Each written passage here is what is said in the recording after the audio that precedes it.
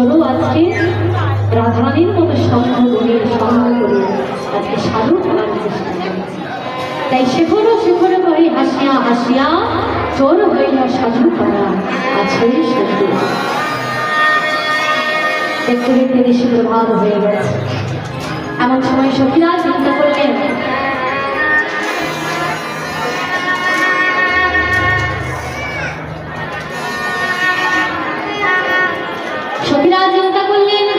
আর তো রাম গোবিন্দকে সামনে রাখা যায় না, এবার তো জাগাতে হবে।